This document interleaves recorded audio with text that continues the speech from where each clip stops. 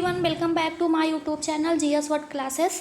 आज हम Dhyeya IAS RO pre test series number 1 को डिस्कस करते हैं, क्योंकि अब नोटिफिकेशन जल्द ही आने वाला है, बिल्कुल भी समय नहीं है। तो आप अपनी तैयारी को इस टेस्ट के माध्यम से थोड़ा बेहतर कर सकते हैं। तो देखते हैं फर्स्ट क्वेश्चंस को। इंग्लिश में भी दिया गया है और हिंदी में भी दिया गया है, तो हम लोग हिंदी में डिस्कस करते हैं इसको। फर्स्ट क्वेश्चंस है, स्टेटमेंट वाइज क्वेश्चंस है, निम्नलिखित कथनों पर विचार करें।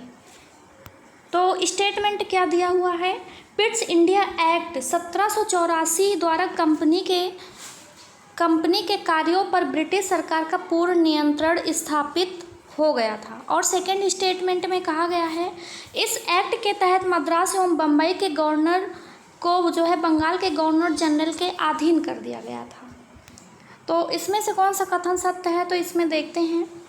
तो इसका करेक्ट आंसर जो हो जाएगा ऑप्शन ए हो जाएगा। केवल एक सत्य है, ये रॉन्ग हो जाएगा।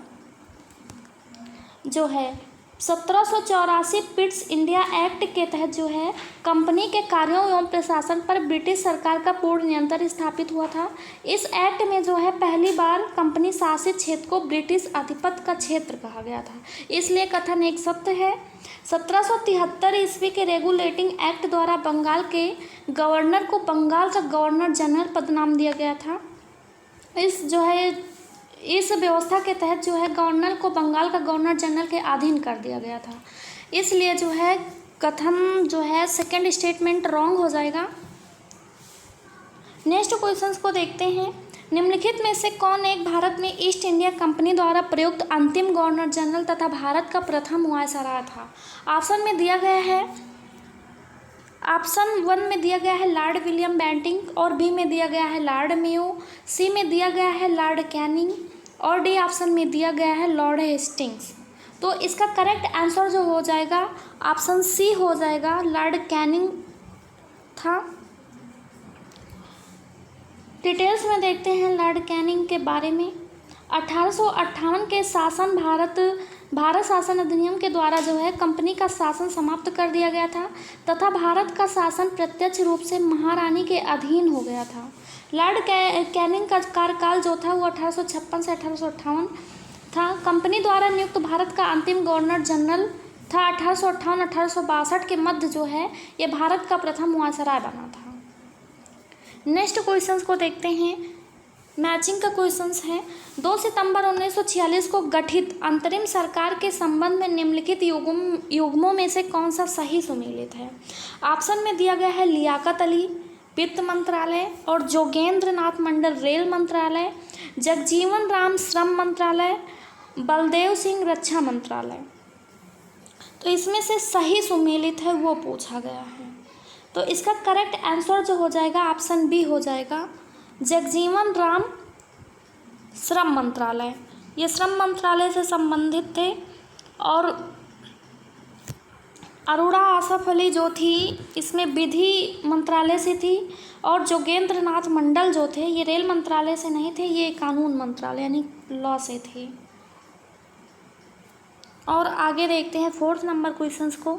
निम्नलिखित संवैधानिक संशोधनों में से कौन सा 8वीं अनुसूची से संबंधित है? तो 8वीं अनुसूची से कौन सा संबंधित है? ऑप्शन में दिया गया है 21वां संविधान संशोधन अधिनियम 1976, बी में 71वां संविधान संशोधन 1992, और थर्ड ऑप्शन में दिया गया है 92वां संविधान संशोधन अधिनियम 2003।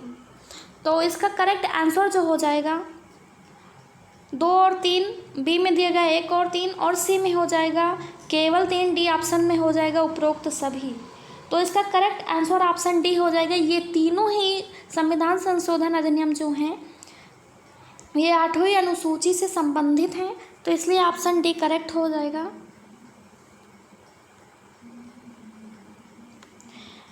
मूल भारतीय संविधान की अनुसूची में जो है वो 14 भाषाओं का वर्णन है, और 21वें संविधान संशोधन 1976 द्वारा जो है सिंधी भाषा को 71वें संविधान संशोधन के द्वारा अधिनियम 1992 के द्वारा कोकड़ी, मणिपुरी और नेपाली को, और 92वें संविधान संशोधन अधिनियम के द्वारा 2003 बोडो, डोगरो, संथाली भाषाओं को जो है जोड़ा गया था 8वीं अनुसूची में जोड़ा गया था।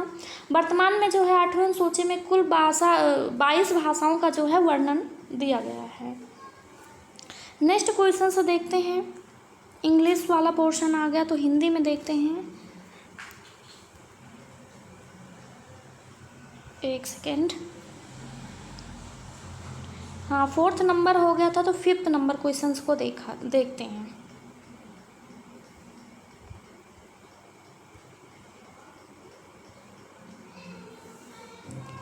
फिफ्थ नंबर क्वेश्चंस है, भारतीय संविधान में वर्णित निम्नलिखित में से कौन सी एक प्रक्रिया को आयरलैंड के संविधान से गृहीत नहीं किया गया है। ऑप्शन में दिया गया है राज्यसभा सदस्यों का निर्वाचन, बी ऑप्शन में दिया गया है राज्यसभा के सदस्यों का मनोनयन, सी ऑप्शन में दिया गया है राष्ट्रपति का निर्वाचन पद्धति, डी ऑप्शन में दिया गया है राज्य के नीति निर्देशक तत्व। तो इसका करेक्ट आंसर जो हो जाएगा ऑप्शन ए हो जाएगा।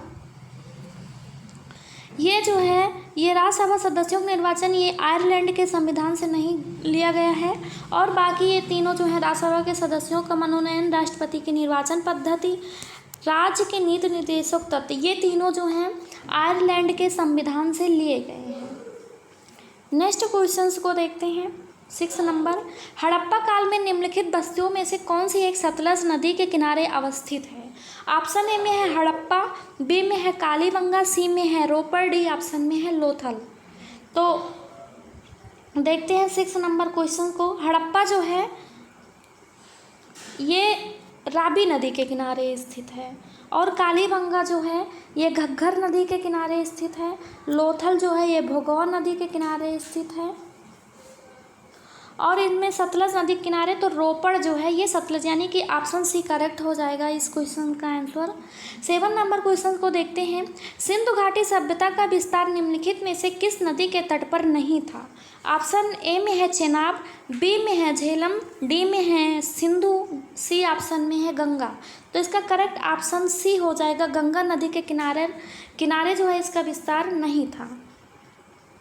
8 नंबर देखते हैं। अनुच्छेद 324 के अनुसार निम्नलिखित में से कौन सा एक निर्वाचन भारत के निर्वाचन आयोग द्वारा संपन्न नहीं कराया जाता है। ऑप्शन ए में दिया गया है पंचायत एवं नगर निगम निर्वाचन, बी में दिया गया है संसद के सदस्यों का निर्वाचन, सी ऑप्शन में दिया गया है राज्य विधानमंडल के सदस्यों का निर्वाचन, डी ऑप्शन में दिया गया है राष्ट्रपति उपराष्ट्रपति का निर्वाचन। तो इसका करेक्ट आंसर जो हो जाएगा वो ऑप्शन ए हो जाएगा, यानी कि पंचायत और नगर निगम का चुनाव जो है ये भारत के निर्वाचन आयोग द्वारा संपन्न नहीं करवाया जाता है, और संसद का सदस्यों का जो है निर्वाचन और राज्य विधानमंडल सदस्यों का निर्वाचन, राष्ट्रपति और उपराष्ट्रपति का चुनाव जो होता है ये भारत का इलेक्शन कमीशन करवाता है, कंडक्ट करता है। नेक्स्ट क्वेश्चन से देखते हैं। सूची फर्स्ट को सूची सेकंड से सुमेलित करें तथा नीचे दिए गए कूट की सहायता से सही उत्तर को चुनें। तो इसका जो है दिया गया है अनुच्छेद 371 झा, इसके सामने दिया गया है ये किससे संबंधित है, और आर्टिकल 371 झा ये किससे संबंधित है, और आर्टिकल 371 झा ये किससे संबंधित है, और आर्टिकल 371 घा ये किससे संबंधित है। तो झा जो है ये संबंधित है गोवा के राज्य के संबंध में विशेष उपबंध के बारे में बताता है, और 300 झा जो है ये अरुणाचल प्रदेश के संबंध में जो है उपबंध के बारे में बताता है, और तो 371 झा जो है ये मिजोरम के राज्य के संबंध में विशेष उपबंध के बारे में बताता है। वहीं 371 घा आंध्र प्रदेश के संबंध के विशेष उपबंध के बारे में बताता है, यानी कि तीनों ये चारों ऑप्शन करेक्ट हैं। तो इसका 1 2 3 4 हो जाएगा, यानी ऑप्शन ए हो जाएगा करेक्ट। नेक्स्ट क्वेश्चंस को देखते हैं। 10 नंबर क्वेश्चंस को देखते हैं, हिंदी में देखते हैं। आ गया, निम्नलिखित कथनों पर विचार करें। स्टेटमेंट वाइज है, उपराष्ट्रपति राज्यसभा का पदेन सभापति होता है। सेकेंड स्टेटमेंट में कहा गया है उपराष्ट्रपति राज्यसभा का सदस्य नहीं होता है। और थर्ड स्टेटमेंट में कहा गया है कार्यवाहक राष्ट्रपति के रूप में उपराष्ट्रपति अधिकतम 6 महीने की अवधि तक कार्य कर सकता है। तो इसमें से कौन सा ऑप्शन करेक्ट है? तो इसका करेक्ट ऑप्शन डी हो जाएगा, यानी कि ये तीनों करेक्ट, ये भी करेक्ट है, ये भी करेक्ट है, ये भी करेक्ट है, इसलिए ऑप्शन डी जो है ये करेक्ट हो जाएगा, उपरोक्त सभी हो जाएगा। तो उपराष्ट्रपति जो होता है वो राज्यसभा का पदेन सभापति होता है। उपराष्ट्रपति जो होता है राज्यसभा का सदस्य नहीं होता है। कार्यवाहक राष्ट्रपति के रूप में उपराष्ट्रपति जो है वो अधिकतम 6 महीने की अवधि तक कार्य कर सकता है। 11 नंबर क्वेश्चंस को देखते हैं। निम्नलिखित कथनों पर विचार करें। तो फर्स्ट में है अनुच्छेद 61 में राष्ट्रपति पर महाभियोग चलाने की प्रक्रिया का वर्णन है। और सेकेंड स्टेटमेंट में कहा गया है अनुच्छेद 61(1) के तहत राष्ट्रपति पर साबित कदाचार या सिद्ध असमर्था का आधार पर ही महाभियोग चलाया जा सकता है। तो इसका करेक्ट आंसर जो हो जाएगा ऑप्शन बी हो जाएगा, केवल एक, यानी कि ये सही है, ये गलत है। महाभियोग जो है एक अर्ध न्यायिक प्रक्रिया है जो भारतीय संविधान के अनुच्छेद 61 में राष्ट्रपति पर महाभियोग चलाने की प्रक्रिया का वर्णन करता है। और अनुच्छेद 61(1) के तहत जो है वो राष्ट्रपति पर संविधान के अतिक्रमण के आधार पर महाभियोग चलाया जा सकता है, यानी सिद्ध असमर्था नहीं होगा। 12 नंबर क्वेश्चंस को देखते हैं। निम्नलिखित में से कौन सा एक कथन मौलिक कर्तव्यों के संबंध में सत्य नहीं है? यानी ये चारों क्वेश्चन दिए गए हैं, इसमें से 3 सही हैं, एक गलत है। तो कौन सा गलत है देखते हैं। फर्स्ट में कहा गया है ये मूल संविधान का हिस्सा है। और सेकंड में कहा गया है बी ऑप्शन में यह संविधान के भाग 4 का में वर्णित है। और सी में कहा गया है सोवियत संघ के संविधान से प्रेरित है। और डी में कहा गया है 86वें संविधान संशोधन 2002 11वें मौलिक कर्तव्य में जोड़ा गया है। तो इसका करेक्ट आंसर जो हो जाएगा ऑप्शन ए हो जाएगा, यह जो है मूल संविधान का हिस्सा है, ये गलत हो जाएगा।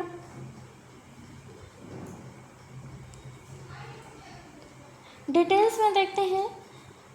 मौलिक कर्तव्यों का प्रावधान जो है संविधान के भाग 4 का के अनुच्छेद 51 में दिया गया है। ये मूल संविधान का हिस्सा नहीं है, बल्कि ये 42वें संविधान संशोधन अधिनियम 1976 द्वारा इनको संविधान में शामिल किया गया था। इसलिए फर्स्ट कथन जो है, फर्स्ट स्टेटमेंट जो है ये रॉन्ग हो जाएगा। 13 नंबर क्वेश्चंस को देखते हैं। सर्वोच्च न्यायालय या उच्च न्यायालय द्वारा जारी किस रिट का उद्देश्य जो है अधीनस्थ न्यायालयों में लंबित मुकदमों को तेजी से निपटाने हेतु वरिष्ठ न्यायालयों में भेजे जाते हैं? ऑप्शन में ए में दिया गया है अधिकार परीक्षा, बी में दिया गया है उत्प्रेषण, सी में दिया गया है परमादेश और डी ऑप्शन में दिया गया है प्रतिषेध। तो इसका करेक्ट आंसर जो हो जाएगा ऑप्शन बी हो जाएगा, उत्प्रेषण हो जाएगा। सर्वोच्च न्यायालय या उच्च न्यायालय द्वारा जो है जारी उत्प्रेषण रिट का जो उद्देश्य अधीनस्थ न्यायालयों में लंबित मुकदमों को तेजी से निपटाने के लिए उन्हें वरिष्ठ न्यायालयों में भेजने से है, बल्कि मौलिक अधिकारों का प्रवर्तित कराने हैं। संविधान के अनुच्छेद 32 के तहत सर्वोच्च न्यायालय को पाँच प्रकार की रिट जारी करने की शक्ति प्रदान की गई है।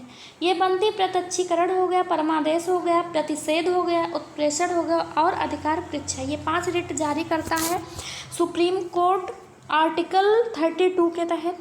नेक्स्ट क्वेश्चंस को देखते हैं। अनुच्छेद 312 के अनुसार राज्यसभा द्वारा अखिल भारतीय सेवाओं का सृजन किया जाता है। ऑप्शन ए में दिया गया है 1/3 बहुमत द्वारा, बी में दिया गया है 2/3 बहुमत द्वारा, सी ऑप्शन में दिया गया है समान बहुमत द्वारा, डी ऑप्शन में दिया गया है इनमें से कोई नहीं। तो इसका करेक्ट आंसर जो हो जाएगा ऑप्शन बी हो जाएगा, 2/3 बहुमत द्वारा जो है सृजन किया गया है 312 जो है अखिल भारतीय सेवाओं को। अनुच्छेद 312 के अनुसार जो है वो अखिल भारतीय सेवा को सृजन का अधिकार केवल राज्यसभा को ही प्राप्त है। अनुच्छेद 312 के अनुसार राज्यसभा द्वारा ही 2/3 बहुमत से अखिल भारतीय सेवाओं का जो है सृजन किया जाता है। नेक्स्ट क्वेश्चंस को देखते हैं।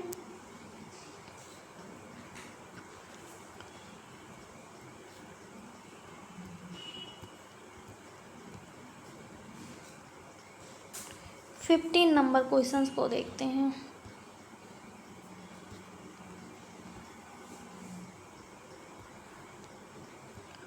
निम्नलिखित में से कौन एक नीति निर्देशक तत्वों के अंतर्गत सम्मिलित नहीं है? ऑप्शन में दिया गया है कुछ दशाओं में काम, शिक्षा एवं लोक सहायता का अधिकार। बी ऑप्शन में दिया गया है 6 से 14 वर्ष के आयु वर्ग के बालकों हेतु शिक्षा का उपबंध।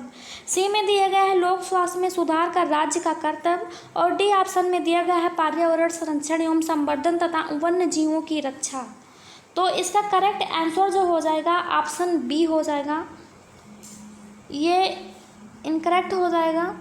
क्वेश्चन में कहा गया निम्नलिखित में से कौन सा एक नीति निर्देशक तत्वों के अंतर्गत सम्मिलित नहीं है? तो 6 से 14 वर्ष, 6 से 14 वर्ष ये जो है फंडामेंटल यानी मौलिक अधिकार में दिया गया है, ना कि डीपीएसपी में दिया गया है। 16 नंबर क्वेश्चन को देखते हैं।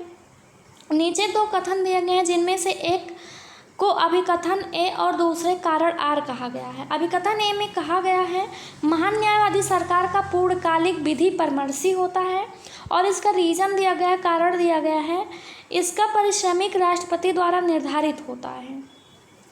और इसका कोट दिया गया है ए तथा आर दोनों सही है, आर ए की सही व्याख्या करता है। और बी में कहा गया है ए तथा आर दोनों सही है तथा आर ए की सही व्याख्या नहीं करता है। सी में कहा गया है ए सही है परंतु आर गलत है। डी ऑप्शन में कहा गया है गलत, ए गलत है परंतु आर सही है। तो इसका करेक्ट जो आंसर हो जाएगा वो ऑप्शन डी हो जाएगा, ए गलत है परंतु आर सही है।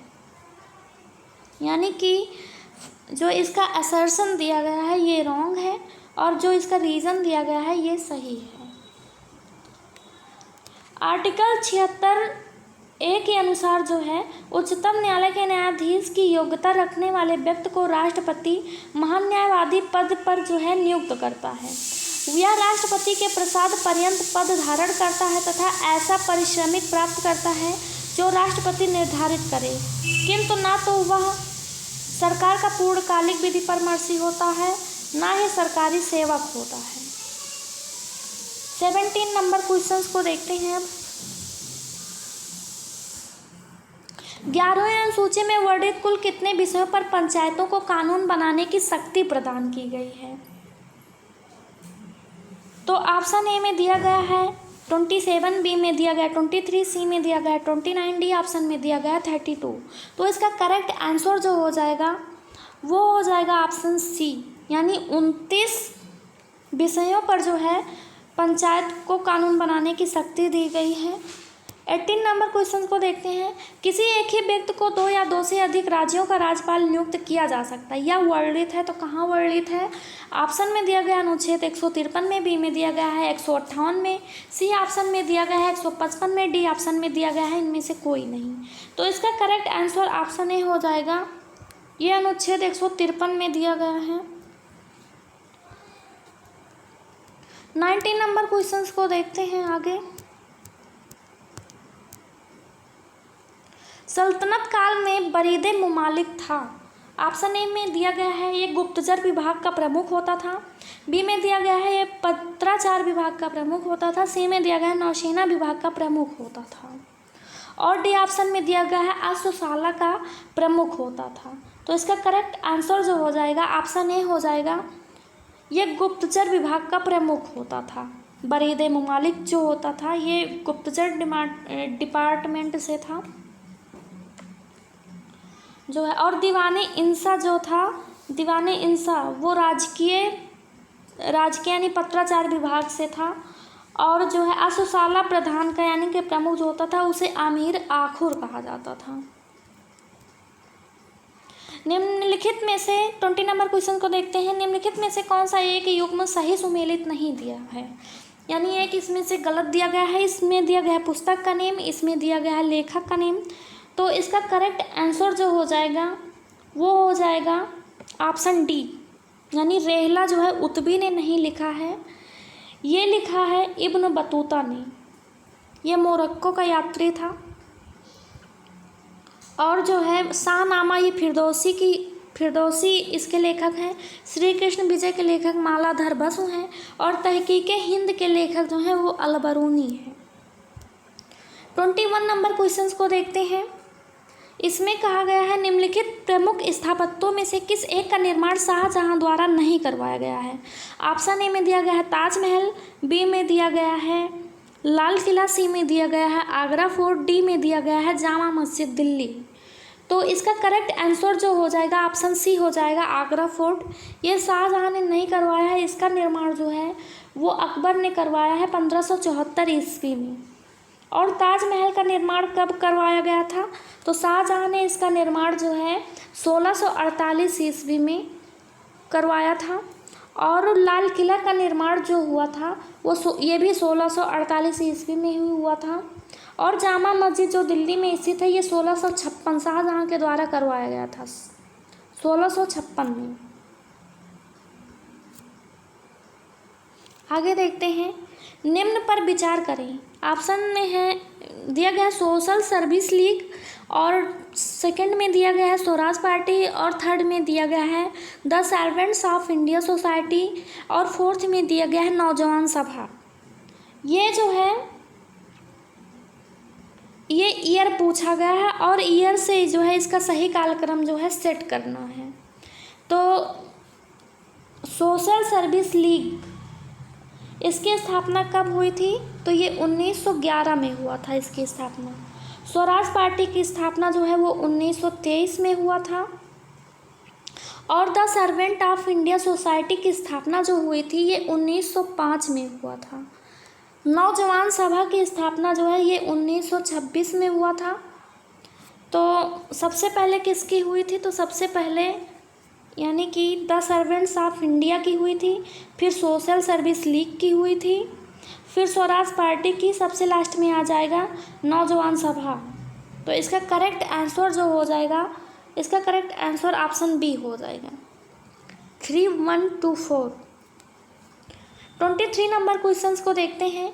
जलियांवाला बाग हत्याकांड की जांच हेतु कांग्रेस द्वारा किसकी अध्यक्षता में तहकीकात कमेटी का गठन किया गया था?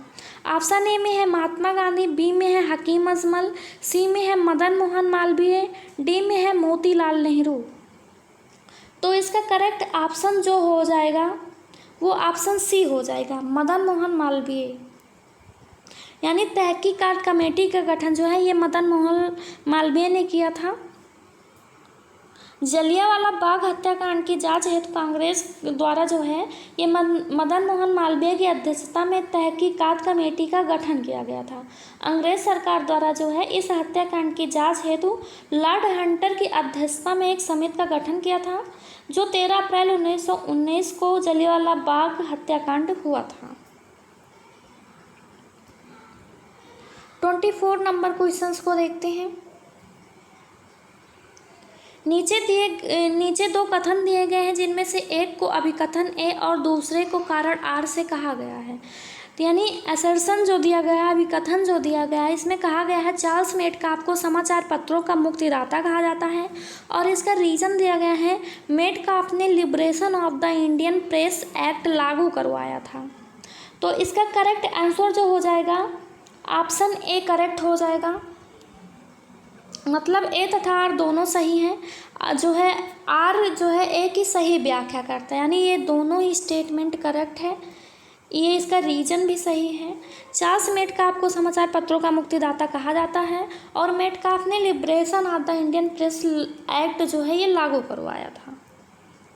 25 नंबर क्वेश्चंस को देखते हैं।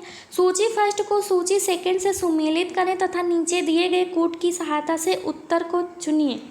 तो सूची फर्स्ट में पत्र पत्रिकाएं दिया गया है, और सूची सेकंड में लेखक संपादक दिया गया है।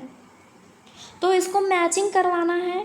तो ग्लिम्पस ऑफ वर्ल्ड हिस्ट्री ये इसके लेखक या संपादक कौन है? तो इसके जो है लेखक या संपादक जो हैं ये जवाहरलाल नेहरू ही हैं।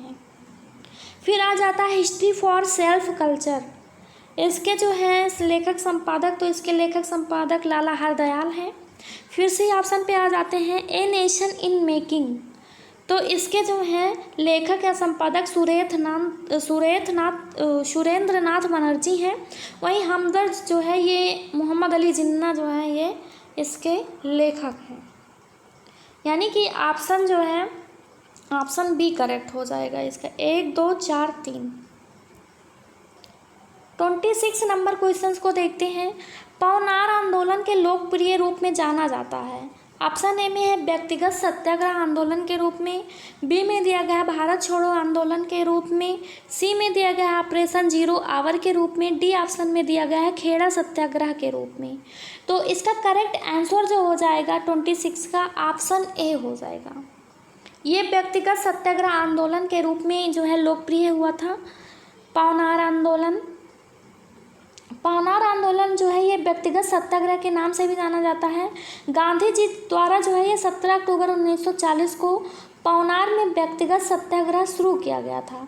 पवनार आंदोलन या व्यक्तिगत सत्याग्रह आंदोलन के प्रथम सत्याग्रही जो थे वो विनोबा भावे थे और दूसरे सत्याग्रही जवाहरलाल नेहरू थे तथा जो है तीसरे वो ब्रह्मदत्त थे। 27 नंबर क्वेश्चंस को देखते हैं। स्टेटमेंट वाइज क्वेश्चंस है। ये भी कहा गया है फर्स्ट स्टेटमेंट में तृतीय आंग्ल मराठा युद्ध के पश्चात पेशवा के वंशानुगत पद को समाप्त कर दिया गया था। और सेकंड ऑप्शन में कहा गया है पेशवा बाजीराव द्वितीय अंतिम पेशवा थे। तो इसका करेक्ट आंसर क्या हो जाएगा? तो इसका ऑप्शन सी हो जाएगा, यानी ये दोनों ही सही है। ऑप्शन सी हो जाएगा, यानी फर्स्ट भी करेक्ट है सेकंड भी करेक्ट है। 28 नंबर क्वेश्चंस को देखते हैं। विजयनगर साम्राज्य में आने वाले प्रमुख विदेशी यात्री तथा तत्कालिक शासकों के उपमों में कौन सा सही सुमेलित है? ऑप्शन ए में है यात्री दिया गया है सूची 1 में और सेकंड में शासक दिया गया है। तो Niccolo Conti, Nuniz, Domingo Paes. Niccolo Conti किस शासनकाल में आया था भारत? तो निकोलो कोंटी जो है ये देवराय प्रथम के शासनकाल में आया हुआ था। नूनिज किसके आया था? तो ये अच्युत राय के उसमें आया था शासनकाल में। डोमिंगो पायस ये कृष्णदेव राय के शासनकाल में आया था। तो इसका आंसर हो जाएगा उपरोक्त सभी, यानी कि ऑप्शन डी हो जाएगा। ऑप्शन डी इसका करेक्ट आंसर हो जाएगा। 29 नंबर क्वेश्चंस को देखते हैं। निम्नलिखित में से कौन सा एक युग्म सही सुमेलित है?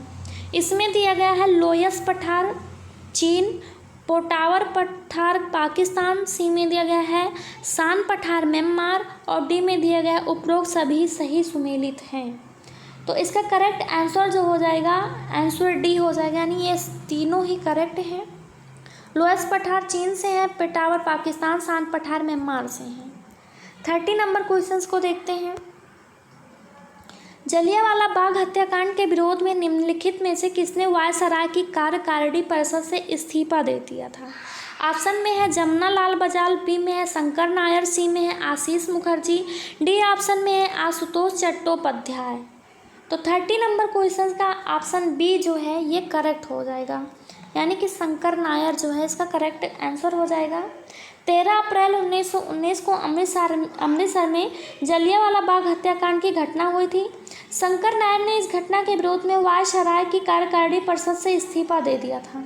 महात्मा गांधी ने इस घटना के विरोध में कैसरे हिंद तथा जमुना लाल बजाज ने राय बहादुर की जो उपाधि थी ये लौटा दी थी। 31 नंबर क्वेश्चंस को देखते हैं। अफ्रीका महाद्वीप के किस देश को तिलवाड़ यानी पॉम आयल का देश कहा जाता है? ऑप्शन ए में है केन्या, बी में है सोमालिया, सी में है नाइजीरिया, डी में है युगांडा। तो 31 का करेक्ट आंसर जो हो जाएगा ये ऑप्शन सी हो जाएगा। नाइजीरिया को पॉम आयल का देश कहा जाता है। अफ्रीका महाद्वीप की लिम्पोपो नदी जो है ये मकर रेखा को 2 बार काटती है, जबकि कांगो नदी विषुवत रेखा को 2 बार काटती है। 31 का क्वेश्चन देखते हैं। फिर जो है 32 नंबर क्वेश्चंस को देखते हैं।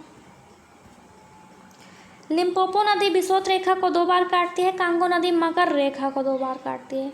तो मैं अभी बताई जो है कि अफ्रीका महाद्वीप की जो है लिम्पोपो नदी ये मकर रेखा को 2 बार काटती है और कांगो नदी जो है ये विषुवत रेखा को, यानी कि ना तो एक सही है ना 2 सही है। तो ऑप्शन सी जो है ये डी ऑप्शन हो जाएगा, ना तो 1 और ना ही 2। थर्ड क्वेश्चन को देखते हैं, यानी 33 नंबर को। अर्जेंटीना में स्थित चाको का मैदान प्रसिद्ध है, किस लिए प्रसिद्ध है? कपास उत्पादन के लिए, ऊन उत्पादन के लिए, गेहूं उत्पादन के लिए, डी ऑप्शन में है कोयला उत्पादन के लिए। तो इसका करेक्ट आंसर जो हो जाएगा ये ऑप्शन ए हो जाएगा। कपास उत्पादन के लिए प्रसिद्ध है। 34 नंबर क्वेश्चन को देखते हैं। दक्षिणी आल्प्स पर्वत श्रेणी स्थित है, कहाँ स्थित है? ऑप्शन में दिया गया है ब्रिटेन, बी में दिया गया है न्यूजीलैंड, सी में दिया गया है दक्षिण अफ्रीका, डी में दिया गया है फ्रांस। तो 34 का करेक्ट आंसर ऑप्शन बी हो जाएगा। दक्षिणी आल्प्स पर्वत जो है ये न्यूजीलैंड में स्थित है। 35 नंबर क्वेश्चन को देखते हैं। नीचे दो कथन दिए गए हैं जिनमें से एक को कथन ए और दूसरे को कथन आर यानी रीजन कहा गया है। तो असर्शन में दिया गया है उत्तरी गोलार्ध में तापमान विषमताएं अधिक प्राप्त होती हैं और रीजन दिया गया है उत्तरी गोलार्ध में जलभाग की अधिकता होती है। तो इसका करेक्ट आंसर जो हो जाएगा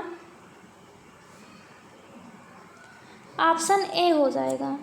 ए तथा आर दोनों सही हैं, आर सही की व्याख्या करता है, यानी कि दोनों ही सही हैं। उत्तरी गोलार्ध की तापमान विषमताएं अधिक प्राप्त होती हैं, सही है। और इसका रीजन दिया गया उत्तरी गोलार्ध में जल भाग की अधिकता है, तो ये भी करेक्ट है।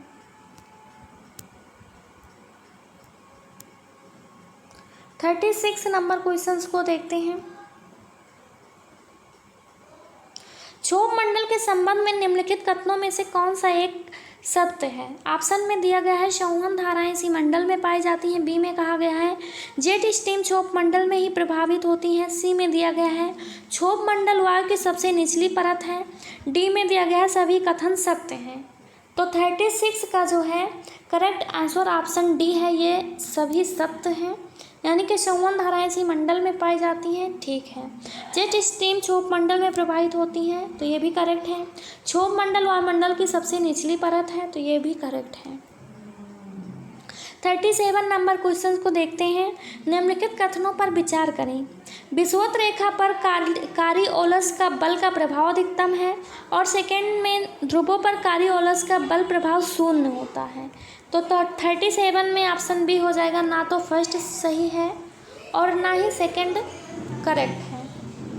जो है पृथ्वी के वर्णन के कारण पवनों का अपनी मूल दिशा में विक्षेपित होना, ये कारिओलस का बल कहलाता है। ध्रुवों पर कारिओलस बल का प्रभाव शून्य होता है, जबकि विषुवत रेखा पर कारिओलस का प्रभाव अधिकतम होता है। ध्रुवों पर अधिकतम होता, शून्य नहीं होता है, इसीलिए इनकरेक्ट हो जाएगा। 38 नंबर को देखते हैं। नीचे दिए गए कथन दिए गए जिनमें से एक को अभिकथन ए और दूसरे को कथन आर कहा गया है। ऑप्शन ए में कहा गया है चिनीक को हिमभक्षी पवन भी कहा जाता है और इसका रीजन दिया गया है यह पवन शीतकाल के अधिकतर समय में बर्फों को पिघलाकर चारागाहों को पशुओं हेतु उपयोगी बनाए रखती है। इसका रीजन दिया गया है, ऑप्शन दिया गया है तथा आर दोनों सही है तथा आर सही की व्याख्या करता है। बी में है तथा आर दोनों सही है, आर ए की सही व्याख्या नहीं करता है। सी में कहा गया है ए सही है परंतु आर गलत है। ऑप्शन डी में कहा गया है ए गलत है परंतु आर सही है। तो इसका करेक्ट आंसर जो हो जाएगा ऑप्शन ए हो जाएगा कि ए तथा आर दोनों सही है, आर ए की सही व्याख्या करता है। फिर से एक बार देख लेते हैं। चिनीक को हिमभक्षी पवन भी कहा जाता है, तो ये करेक्ट है, यस कहा जाता है। और कारण में है यह पवन शीतलकाल के अधिकतर समय में बर्फ को पिघलाकर चारागाहों को पशुओं हेतु उपयोगी बनाए रखती है, तो ये भी करेक्ट है। 39 नंबर क्वेश्चंस को देखते हैं। हिमालय के निम्नलिखित में से कौन सा प्रादेशिक विभाग सिंधु एवं सतलज नदियों के मध्य स्थित है? ऑप्शन में है असम हिमालय, बी में है नेपाल हिमालय, सी में है पंजाब हिमालय, डी में है कुमायूं हिमालय। तो 39 नंबर क्वेश्चन का ऑप्शन सी हो जाएगा। सिंधु और सतलज जो है ये पंजाब हिमालय के मध्य स्थित है और इसकी लंबाई जो है वो 500 किलोमीटर है।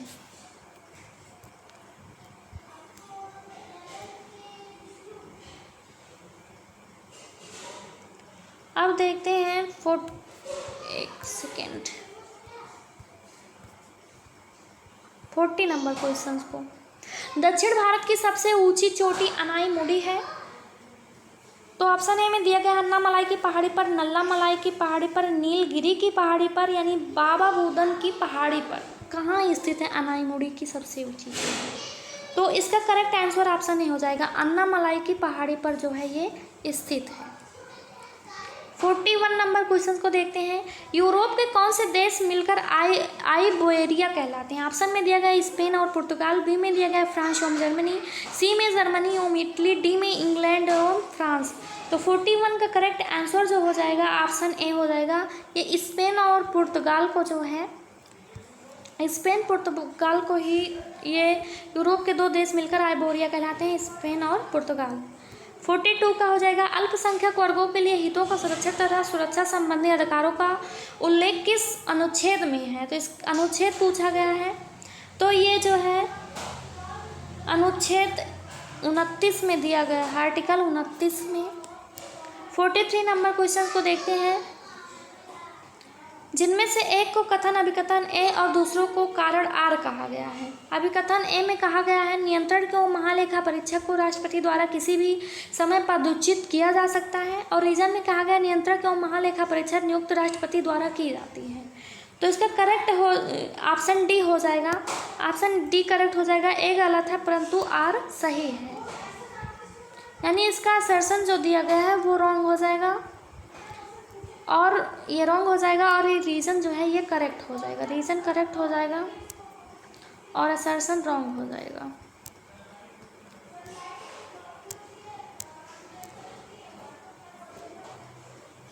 तो आज इतना ही रखते हैं। Thanks for watching GS word classes. Video अच्छी लगी तो हमारे चैनल को सब्सक्राइब करें, और इसका जो बचा हुआ क्वेश्चन है वो कल की वीडियो में डिस्कस किया जाएगा। धन्यवाद।